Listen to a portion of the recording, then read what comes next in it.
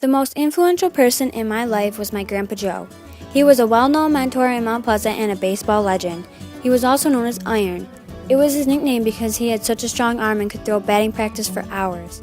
He was the varsity baseball coach from 1971 to 1993, and even after then he assistant coached.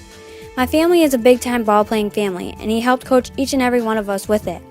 My grandpa was the strongest person I knew, and he was always on the ball field till his early 60s, helping the ball players with whatever they needed. He did this until one day he was in great pain and lost all of his endurance. No one really knew what was going on, and we all just kind of figured it was something minor.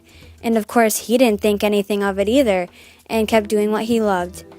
Then it got worse. My grandma then told him it was time to see a doctor. In the winter of 2006, my grandpa was diagnosed with multiple myeloma cancer. If you don't know what this is, multiple myeloma cancer is a type of cancer found in the bone or bone marrow. It was caught in stage 3, which meant it could go either way, and you could either go into remission or it could worsen to stage 4 or 5. Not much longer after the diagnosis, we could see how much he impacted the lives of so many people in the community. Ball players rallied and made an Iron We Trust shirts for everyone. We all had faith in him to fight. He went on chemo down in Ann Arbor for about 3 years. In January of 2009, the high school had a ceremony for him and our family and named the whole athletic complex after him. Things were going pretty good around that time, but as spring came around, he got weaker. When spring was here, there was a rock put out at the ball fields that has a plaque mounted on it with his name. We took him out to the rock to see it when it was done. He was very weak at the time, and it was really hard seeing him like this. He really hated not being able to do things for himself.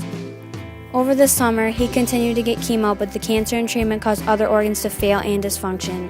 At one point, he had symptoms and was taken to Alma Hospital because it was closer. While staying there, he admitted that he didn't want to continue treatments.